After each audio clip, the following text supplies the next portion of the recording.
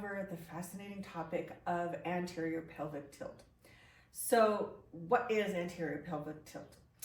It's when we're standing with the spine not in alignment. So generally when we stand, we want to see that our hips are right over our feet, our shoulders are stacked over our hips, our rib cage is directly over our hips, and then our head should be in line with our shoulders.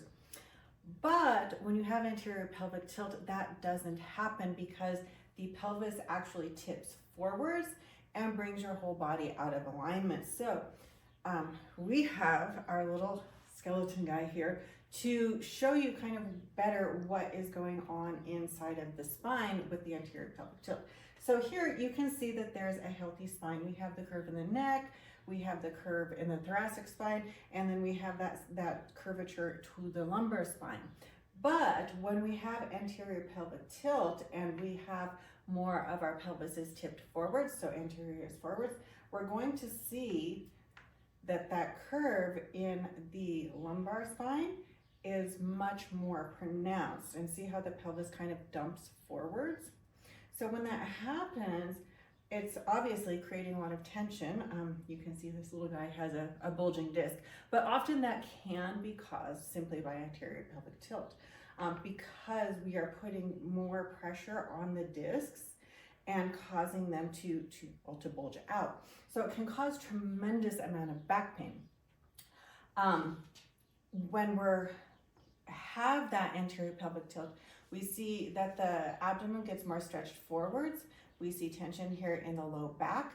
You're going to see higher glutes. You're going to see knees locked out and being more quad dominant, but you're probably going to experience a lot of back pain just because of that extreme curvature of the lower back.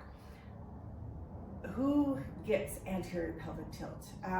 Some of it I very firmly think can be genetic and just how your bone structure is, how your tendons and your ligaments form, but it does have a tendency to be more female based.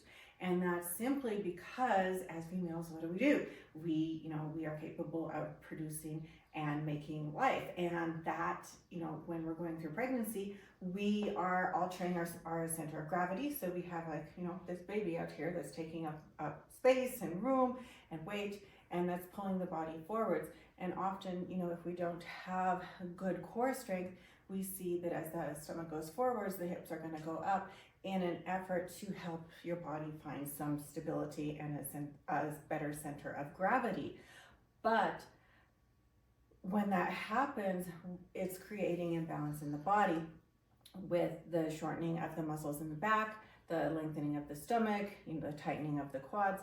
And so we need to go through a period of restoration and work on, resolving those muscle imbalances, strengthening the core, lengthening the muscles along the back, lengthening the quads, strengthening hip flexors, strengthening hamstrings, strengthening glutes to help pull everything back into better alignment so that we have that more natural curvature in the back and it's not so extreme. And then that will generally resolve that back pain that can come along with anterior pelvic tilt. I'm not saying that men can't get it, because they can. Being overweight is another example where we're going to alter our center of gravity and have a tendency for everything to go forwards. And that can happen to anybody. That can even happen in children. So we really want to be aware of, where our center of gravity is in our body. We really want to work on stacking those joints. So, if you have an imaginary line, I guess I could have gotten a stick or something. But having an imaginary line from your ankle all the way up to your ear, where everything is just stacked. You have the ear going over the shoulder should be over the hip should be over the knee, and then the knee should be in line with the ankle. And not everybody's is going to be perfect, like I know mine isn't, but it's way better than it used to be. And that is from correcting those muscle imbalances and working to strengthen the core, working to strengthen the glutes, working to strengthen the hamstrings, and really working on lengthening through those areas that are tight, like the quads and the lumbar spine muscles. So that is the gist of anterior pelvic tilt. If you have questions, if you have comments, if you think that you have the anterior pelvic tilt but you're not sure, send me a message. We're more than happy to do a posture assessment with you and, you know, help you figure out if this is something that you are, you know, struggling with. And if so, then what are the steps that you need to take in order to start correcting that muscle imbalance so that you can have better posture, but more importantly, so that your lower back doesn't hurt.